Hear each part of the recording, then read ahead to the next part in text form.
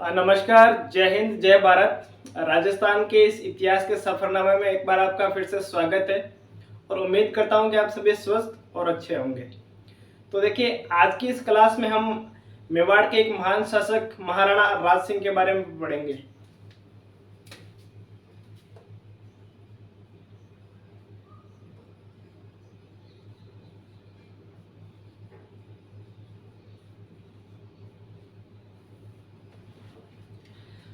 तो देखिए, महाराणा प्रताप है, तो महाराणा प्रताप के बाद में क्या होता है, जो महाराणा प्रताप है वो अकबर से पूरे जीवन भर संघर्ष करते रहे।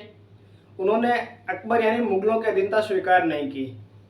लेकिन जो महाराणा प्रताप है, महाराणा प्रताप के बाद में जो स्वतंत्रता की मेवाड़ियों की भावना है उसमें थोड़ी कमी आई थी, क्योंकि जो महाराणा प्रताप के बेटे थे अमर सिंह, उन्होंने अपने सामंतों और अपने बेटे कर्ण सिंह के दबाव में आके मुगलों से संधि कर ली थी। तो मुगल मेवाड़ संधि हुई थी।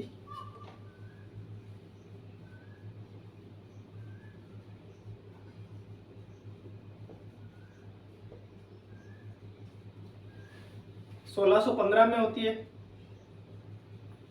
किस किस के मध्य होती है?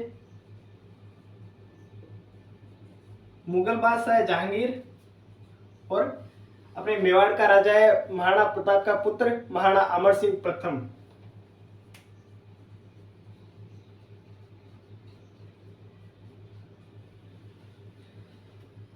तो देखिए, जो विदेशी आक्रमणकारी है उनसे जो मेवाड़ियों का जो संघर्ष है वो महाराणा लाखा, मोकल, कुंभा, सांगा, उदय सिंह प्रताप के टाइम से चला आ रहा था। वो जीवन भर अपने मातृभूमि की रक्षा के लिए इन विदेशी आक्रमणकारियों से लड़ते रहे थे। लेकिन फिर धीरे धीरे क्या हुआ कि जो मेवाड़ के जो सामंत थे वो युद्धों से उब चुके थे। जो यहाँ की जमीन है उसको मतलब उपजाऊ नहीं रही, वो बंजर हो चुकी थी। तो धीरे धीरे क्या है कि सारे जो इनके ठिकाने हैं, जो प्रज्ञ हैं, वो वीरान हो चुके थे। तो तब मेवाड़ी सामंतों ने अपने राणा अमर सिंह से मंत्रणा की कि हमें मुगलों से संधि कर लेनी चाहिए। तो मुगल मेवाड़ संधि होती है। संधि की कई शर्तें थी इसमें, कि पहली ये शर्त थी कि जो मेवाड़ का महाराणा है वो मुगल दरबार में नहीं जाएगा, जो मेवाड़ का राजकुमार है या जो युवराज है वो मुगल दरबार में जाएगा। तो इससे क्वेश्चन बनता है कि मेवाड़ का पहला राजा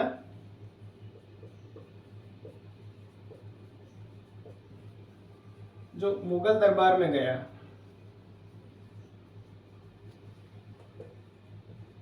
कौन था? महाराणा कर्ण सिंह।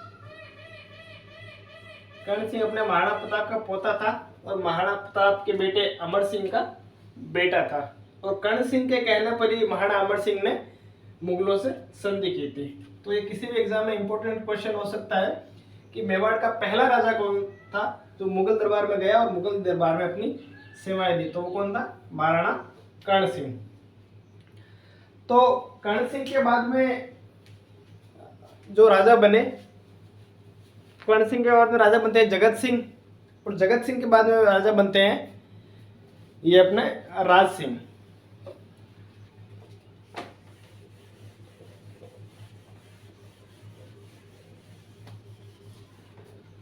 तो महाराणा राज सिंह ने क्या किया, जो मेवाड़ की जो प्रतिष्ठा है वो थोड़ी धूमिल हो चुकी थी, जो मेवाड़ की प्रतिष्ठा है वो खो चुकी थी क्योंकि उन्होंने मुगलों से संधि कर ली थी।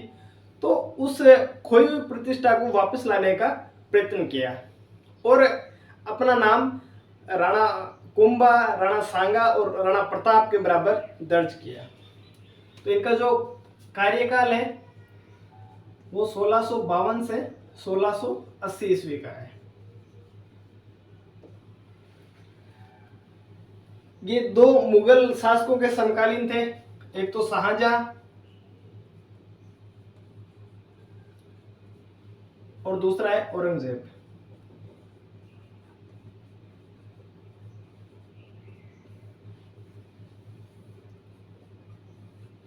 तो क्वेश्चन पूछा जा सकता है कि मुगल सम्राट शाहजहां और औरंगजेब के टाइम मेवाड़ का शासक या इनके समकालीन शासक कौन था?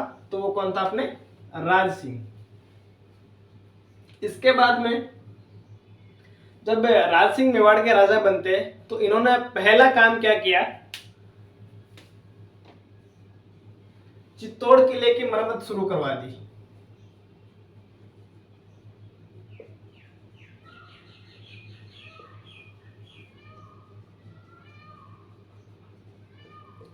हमने पढ़ा था कि 1568 में चित्तौड़ का तृतीय शाखा होता है और उसमें ये जो चित्तौड़ का किला है वो किसके पास चला जाता है, अकबर के पास चला जाता है। अकबर यहाँ पर अधिकार कर लेता है। लेकिन जब मुगल मेवाड़ संधि हुई थी, उस संधि के तहत जो चित्तौड़ का किला है वो वापस मेवाड़ियों को दे दिया गया, वापस मेवाड़ के राजा को दे दिया गया। लेकिन इसकी शर्त ये थी कि आप इस किले का पुनर्निर्माण यानी रिकंस्ट्रक्शन नहीं करवा सकते। तो इस संधि की शर्त के प्रतिकूल महाराणा राज सिंह ने क्या किया, इस किले की मरम्मत शुरू करवाई। तो जब शाहजहां को यह पता चला कि मेवाड़ का महाराणा मेवाड़ मुगल संधि के प्रतिकूल चित्तौड़ किले का क्या करवा रहा है, पुनर्निर्माण करवा रहा है, तो शाहजहां ने सादुल्ला खान नाम का एक व्यक्ति था,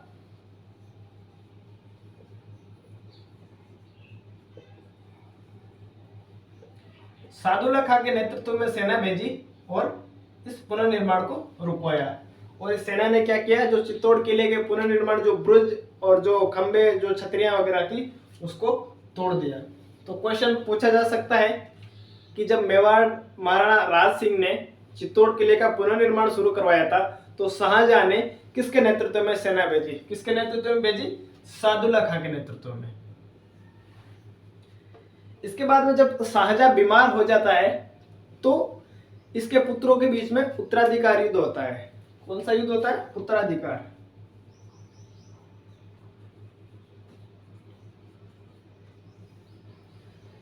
देखिए, जो मुगल और जो मुस्लिम शासक थे उनमें उत्तराधिकार का युद्ध वो सिंपल होता था कि जितने भी एक राजा के बेटे हैं वो आपस में युद्ध करेंगे और जो बेटा लास्ट में जीतेगा वही क्या होगा, अगला उत्तराधिकारी होगा। लेकिन अपने राजस्थान में ऐसा नहीं था। राजस्थान में तो बड़े बेटे को राजा बनाया जाता था और छोटे बेटे को आसपास की जागीरें दे दी जाती थी।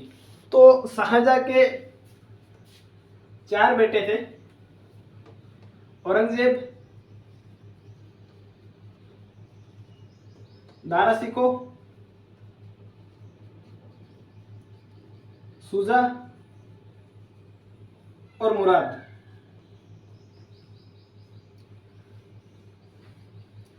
तो महाराणा राज सिंह ने क्या किया, इस उत्तराधिकार युद्ध में किसी का साथ नहीं दिया। लेकिन औरंगजेब ने इनके पास संदेश भिजवाया कि राज सिंह जी, आप किसकी ओर से युद्ध लड़ना चाहते हो या किसकी ओर से युद्ध लड़ोगे। तो औरंगजेब को राज सिंह ने वापस रिप्लाई दिया कि मैं किसी की ओर से युद्ध नहीं लड़ूंगा। तो औरंगजेब ने कहा कि थैंक यू वेरी मच, आप अगर मेरी ओर से युद्ध नहीं लड़ रहे तो कोई बात नहीं, लेकिन आप मेरे भाइयों की ओर से उनकी शक्ति बढ़ाने के लिए युद्ध मत लड़िए। तो एक तरह से फिर समर्थन ही दे दिया औरंगजेब को। ठीक है, औरंगजेब को क्या दे दिया, मौन समर्थन। समर्थन का मतलब अगर दूसरे की ओर से लड़ता तो वो क्या है, वो शक्तिशाली हो जाता और वो हो सकता है वो विजेता हो जाए। लेकिन इन्होंने औरंगजेब का समर्थन कर दिया।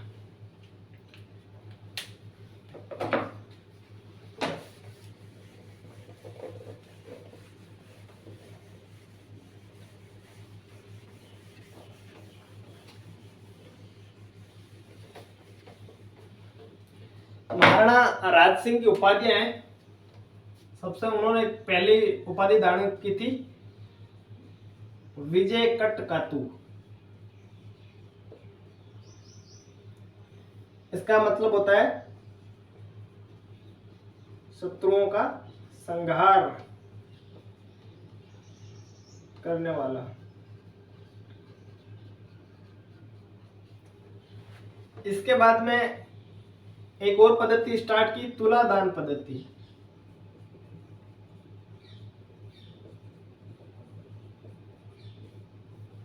और एक और चीज स्टार्ट की इन्होंने, टीका दौड़।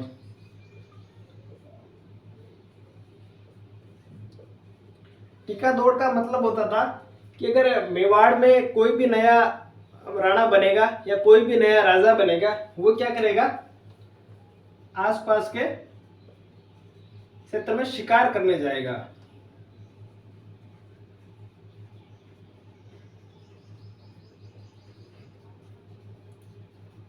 और शिकार करना तो एक बहाना था, उनका उद्देश्य रहता था कि शिकार के बहाने जो इनके मतलब एरिया जो मुगलों के कब्जे में थे उनको अपनी ओर करना।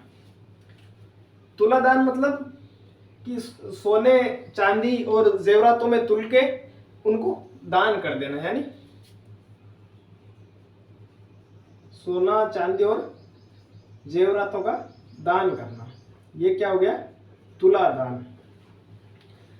तो ये तीन चीजें महाराणा राज सिंह के बारे में है। सबसे पहले उन्होंने उपाधि धारण की विजय कटकातु, जिसका अर्थ होता है शत्रुओं का नाश या संहार करने वाला।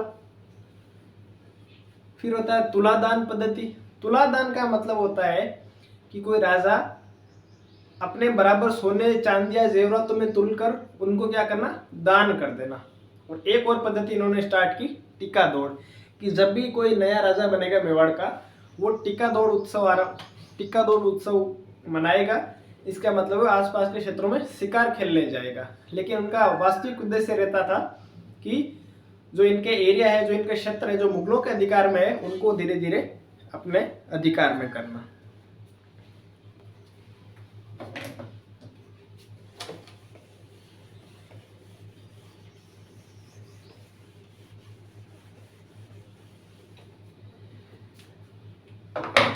देखिए, शुरुआत में तो महाराणा राज सिंह क्या करते हैं, ये जो औरंगजेब उसका मौन समर्थन कर देते हैं। लेकिन जो औरंगजेब है ये क्या एक कट्टर था और हिंदू विरोधी राजा था। तो धीरे धीरे बाद में महाराणा राज सिंह जी ने क्या किया, इसका विरोध करना स्टार्ट कर दिया। और सबसे पहला जो विरोध किया उन्होंने जजिया कर का।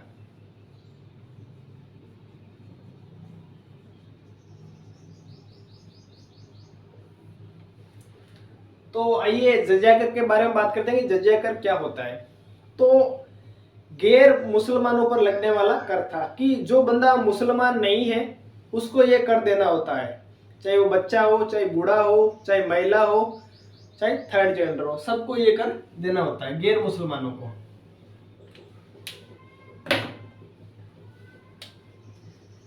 और भारत में सबसे पहले जजिया कर लगाने वाला आदमी था मोहम्मद बिन कासिम।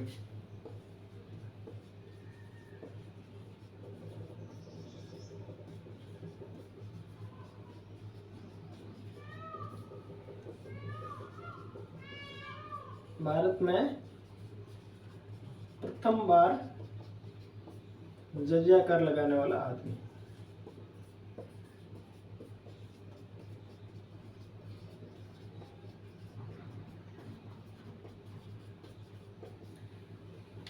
तो क्वेश्चन पूछा जा सकता है कि जजिया कर क्या होता है, ऑप्शन दे दिए जाए, महिलाओं पर लगने वाला कर, मुसलमानों पर लगने वाला कर, गैर मुसलमानों पर लगने वाला कर, या पंडितों पर लगने वाला कर। तो अगर सीधे ऑप्शन दिए जाए तो उसमें वही चूज करना है कि गैर मुसलमानों पर लगने वाला कर क्या कहलाता है, जजिया कर। भारत में सर्वप्रथम इस कर को लागू करने वाला व्यक्ति कौन था, मोहम्मद बिन कासिम। मोहम्मद बिन कासिम के बाद में अकबर इस जजिया कर को लगाता है। अकबर पहले जजिया कर को लगाता है, फिर हटाता है और फिर लगा देता है, क्योंकि अकबर का संबंध काफी हिंदू राजाओं से रहा था, हिंदू राजाओं से उनका संगठन था। तो उनको प्रसन्न करने के लिए उसने क्या है, जजिया कर हटा दिया होगा और बाद में उसने फिर लगा दिया होगा। और अकबर के बाद में औरंगजेब ने ये कर लगाया था।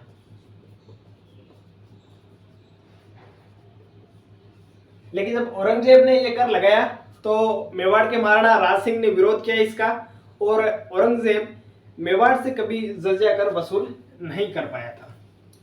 तो पहला विरोध यही किया था राज सिंह जी ने, जजिया कर का विरोध।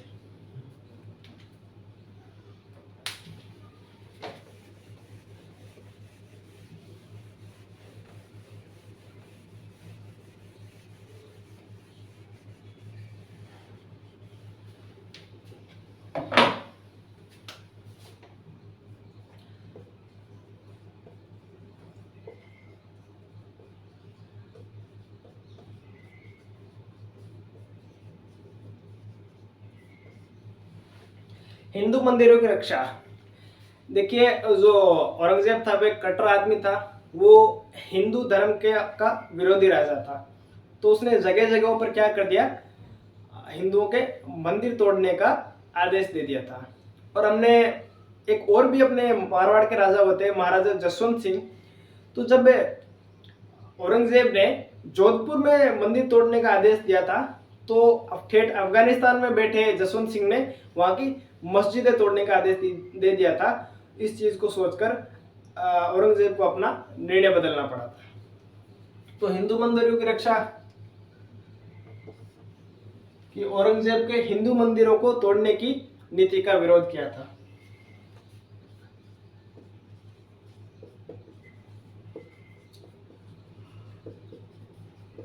हिंदू कन्याओं की रक्षा, ये जो मुगल थे या जो काफिर थे वो हिंदू कन्याओं से जबरन शादी करते थे। तो मेवाड़ के महाराणा राज सिंह ने कहा था कि अगर ऐसा कोई काफिर या मुसलमान आदमी ऐसा करता है तो आप मेरे पास या मेरे से कांटेक्ट कीजिए, मैं आपको बचाऊंगा या आपकी शादी वहां कराऊंगा जहां आप करना चाहते हो और इन मुसलमानों से आपको बचाऊंगा। और इसके बारे में एक कहानी है, बहुत अच्छी कहानी है, वो आगे हम पढ़ेंगे।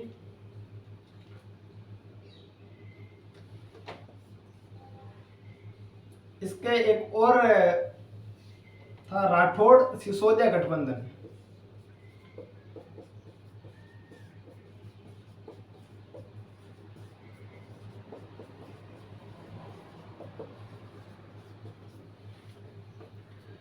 तो देखिए, जमरूद अफगानिस्तान में जब जोधपुर के महाराजा जसवंत सिंह की मृत्यु हो जाती है तो जोधपुर को औरंगजेब क्या करता है, खालसा घोषित कर देता है, सीधा उसको केंद्र के अधीन ले लेता है। लेकिन जब महाराजा अजीत सिंह की मृत्यु हुई थी तो उनके कोई बेटा या बेटी नहीं थी, लेकिन उनकी दो रानियां गर्भवती थी। तो लाहौर में उन रानियों ने दो बच्चों को जन्म दिया था, अजीत सिंह और दलथम्बन। दलथम्बन की तो मृत्यु हो गई थी, लेकिन अजीत सिंह को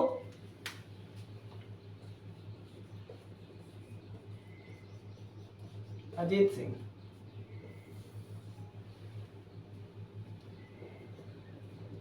तो अजीत सिंह को क्या है कि जब मारवाड़ लाया जा रहा था तो औरंगजेब ने उसको दिल्ली बुला लिया और वहां पर किशनगढ़ की हवेलियों में नजरबंद कर दिया था। लेकिन अजीत सिंह और दुर्गादास राठौड़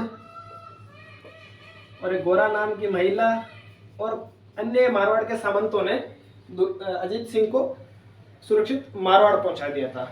और इसमें मेवाड़ के महाराणा राज सिंह ने भी साथ दिया था। तो आप अगर दुश्मन के दोस्त का साथ दे रहे हो तो आप इनडायरेक्टली क्या हो गए, अपने दोस्त को भी दुश्मन बना बैठोगे। तो राठौड़ सिसोदिया गठबंधन बना के इन्होंने औरंगजेब का विरोध किया था और अजीत सिंह को राजा बनाने में सहायता करते हैं राज सिंह जी।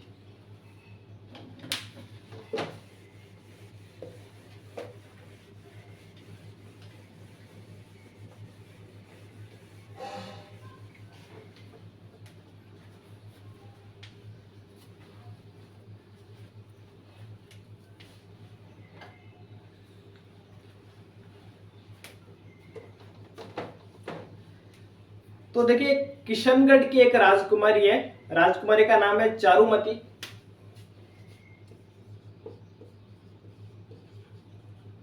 कहां की राजकुमारी है? किशनगढ़ की।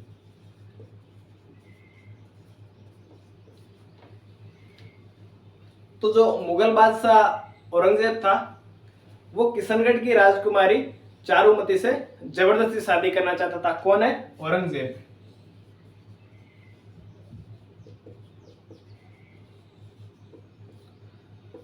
और औरंगजेब ने किशनगढ़ के राजा को मैसेज भिजवाया कि मैं शादी करने आ रहा हूं आपकी राजकुमारी चारुमती से।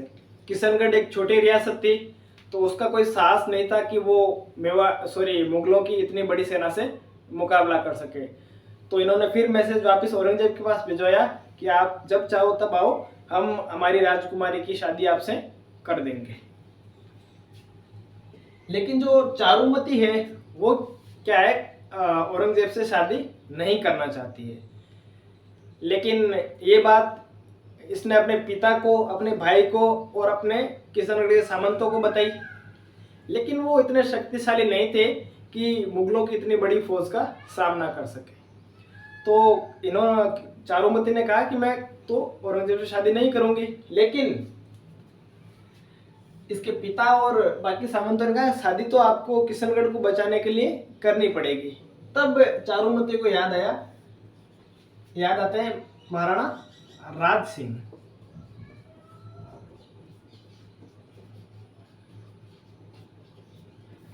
तब किशनगढ़ की राजकुमारी चारुमती मेवाड़ के महाराणा राज सिंह को पत्र लिखती है कि आप आइए और मेरे को इस औरंगजेब से बचाइए जो जबरन मुझसे शादी करना चाहता है। तो मेवाड़ के महाराणा राज सिंह जाते हैं यहाँ पर किशनगढ़ और राजकुमारी चारुमती से विवाह करते हैं। तो यहाँ पर भी औरंगजेब का विरोध हो गया। औरंगजेब यहाँ पर शादी करना चाहता है, लेकिन महाराणा राज सिंह यहाँ पर शादी कर लेते हैं। इससे पहले भी एक और इनमें विवाद हुआ था। मेवाड़ में एक ठिकाना है रूपनगर। रूपनगर की राजकुमारी थी चंचल कंवर। तो चंचल कंवर से भी औरंगजेब शादी करना चाहता था, लेकिन मेवाड़ महाराणा राज सिंह ने चंचल कंवर से भी शादी करके औरंगजेब को अप्रसन्न या इसका विरोध किया। तो यहाँ पर चारुमती और महाराणा राज सिंह का विवाह होता है किशनगढ़ में।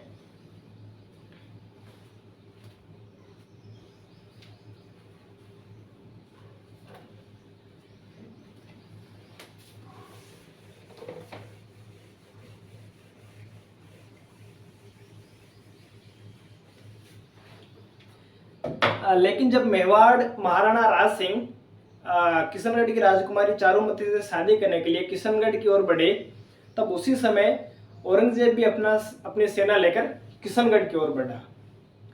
तो युद्ध होना तो संभावित था कि युद्ध तो होगा और किसी हाल में युद्ध को नहीं टाला जा सकता। तो मेवाड़ महाराणा जब भी किसी युद्ध में जाएगा, तो पिछली क्लासों में हमने पढ़ा है कि जो सेना है उस सेना का सेनापति कौन होगा? सलूम्बर का चुंडावत।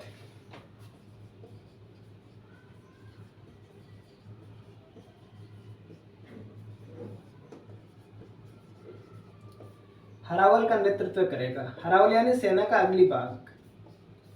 तो पिछले क्लासों में हमने ये पढ़ रखा है कि मेवाड़ की सेना का जो हरावल है, उस हरावल का नेतृत्व हमेशा कौन करेगा? सलूम्बर का चुंडावत। सलूम्बर एक ठिकाना है उदयपुर में वर्तमान। और उस टाइम जो सलूम्बर का चुंडावत था वो था रावत रतन सिंह चुंडावत।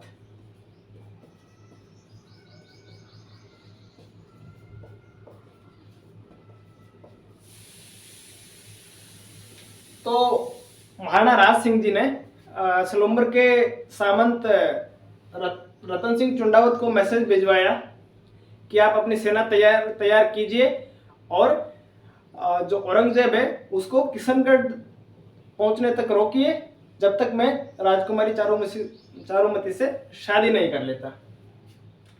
लेकिन यहाँ पर एक दुविधा थी कि जो रावत रतन सिंह है उसका भी 2 दिन पहले विवाह हुआ था, ठीक है। और किससे हुआ था? बूंदी की हाड़ा राजकुमारी थी, हाड़ी।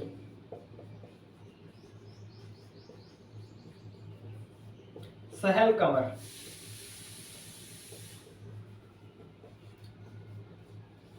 सहल कंवर प्रातः स्मरणीय है और राजस्थान के इतिहास में आदरणीय है। क्यों आदरणीय है ये इस कहानी से जानते हैं। तो रावत रतन सिंह चुंडावत की भी नई शादी हुई है बूंदी की हाड़ी रानी सहल कंवर से। तो अब नया अगर किसी का ब्याह हो रखा हो, किसी की नई अगर शादी हो रखी हो, तो वो अपनी पत्नी को छोड़ के नहीं जाना चाहता है, क्योंकि वो पत्नी प्रेम के कारण जो ये रतन सिंह चुंडावत है ये युद्ध लड़ने नहीं जा रहा था। ये कभी घर के अंदर जा रहा था, वापस बाहर आ रहा था, फिर अंदर जा रहा था, फिर बाहर आ रहा था और फाइनली ये युद्ध करने के लिए जाने लगा। लेकिन जब ये युद्ध करने के लिए जाने लगा तो इसने अपने एक सैनिक को बुलाया और महल में भेजा कि जाओ रानी के पास और रानी से कुछ उसकी निशानी लेकर आओ। और मारवाड़ी में उसको बोलते हैं सेनानी।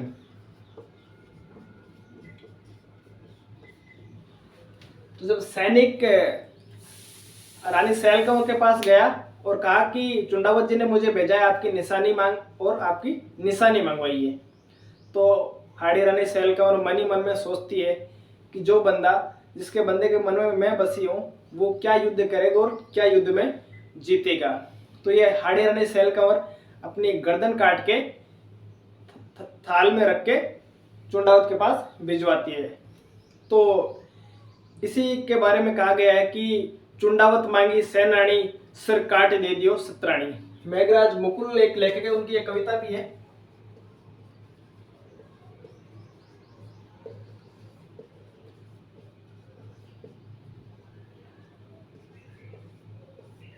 कि चुंडावत मांगी सेनानी, सिर काट दे दियो सतरानी। फिर जो ये रतन सिंह चुंडावत है, वो हाड़ी रानी सैल कंवर का शीश अपने गले में डालता है और क्या खतरनाक युद्ध करके औरंगजेब की सेना को पीछे हटा देता है। तो ये है हाड़ी रानी सैल कंवर। इसीलिए मैं कहता हूँ कि हमारे राजस्थान का जो इतिहास है, केवल वीरों का इतिहास नहीं है, ये वीरांगनाओं का भी इतिहास है। कि यहाँ पर कोई रानी ऐसी भी हुई है कि उसका पति है जो युद्ध में जाने से आनाकानी कर रहा है, इसलिए उसने अपना सिर काट के दे दिया। किसी रानी का पति अगर युद्ध में हार के आया तो उसने किले के दरवाजे बंद करवा लिए। किसी रानी का पति युद्ध में हार के आया तो उस रानी ने उस राजा की या अपने पति की हत्या कर दी। तो इसीलिए राजस्थान वीरांगनाओं की भी भूमि है और हाड़ी रानी सैल कंवर प्रातः स्मरणीय और आदरणीय है। तो इससे भी क्वेश्चन पूछा जा सकता है कि चुंडावत मांगी सेनानी, सिर काट दे दियो सतरानी, इस कविता के लेखक कौन है? मेघराज मुकुल। क्वेश्चन पूछा जा सकता है कि मेवाड़ का महाराणा जब भी कोई भी युद्ध लड़ने जाता था तो उसकी हरावल का नेतृत्व कौन करता था? सलूम्बर का चुंडावत। और हाड़ी रानी सैल कंवर के भी बारे में पूछा जा सकता है कि वो कहाँ की राजकुमारी थी? बूंदी की राजकुमारी थी।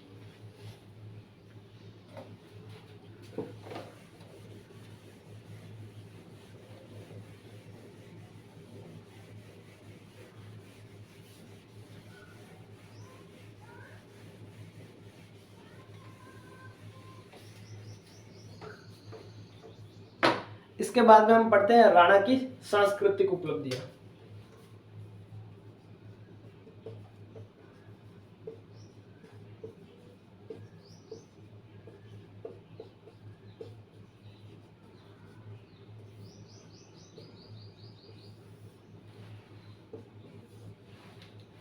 पहला है नाथ द्वारा की स्थापना राजसमंद में।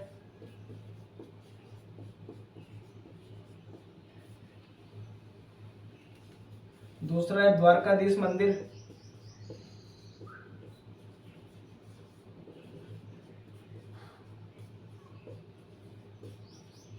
तीसरा है अंबा माता मंदिर।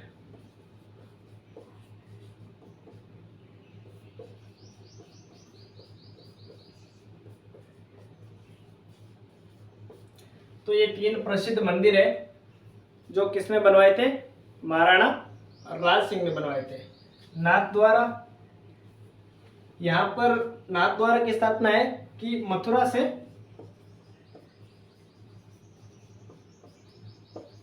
भगवान कृष्ण की मूर्ति लाई गई और यहाँ पर स्थापित की गई।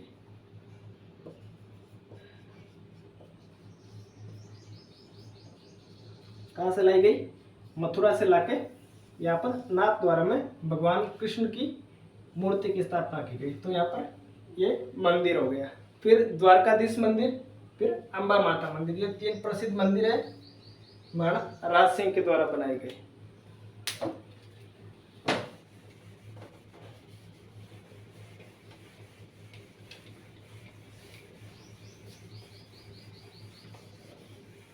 इसके बाद में है कुछ जिले।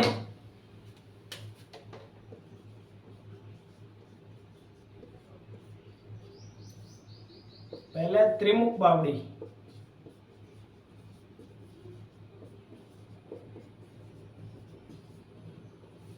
इनकी पत्नी रामसर दे नाम था, उन्होंने बनवाया था।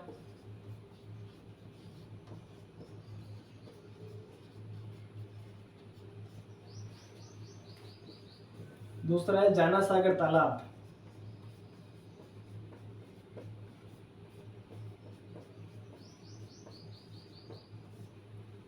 और तीसरी है राजसमंद झील।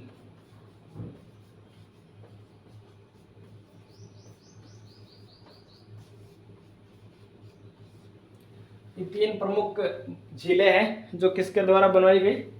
मेवाड़ महाराणा राज सिंह के द्वारा बनवाई गई। पहली कौन सी हो गई? त्रिमुख बावड़ी। किसने बनवाई? इनकी पत्नी रामसरदे ने। इसके बाद में क्या हो गया? द्वारकाधीश मंदिर। ये कहाँ पर है? सॉरी, जानसागर तालाब, ये इनकी माता ने बनवाया। और फिर राजसमंद झील, ये किन्होंने बनवाई? महाराणा राज सिंह खुद ने ये बनवाई थी।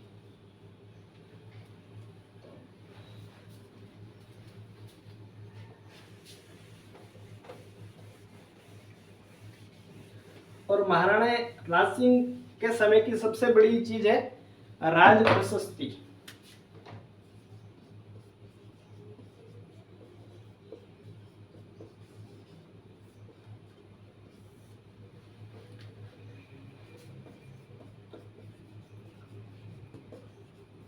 राजसमंद झील के पास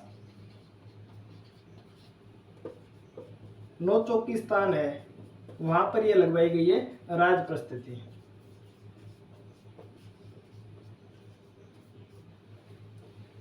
ठीक है। 25 पत्थरों पर लिखवाई गई है।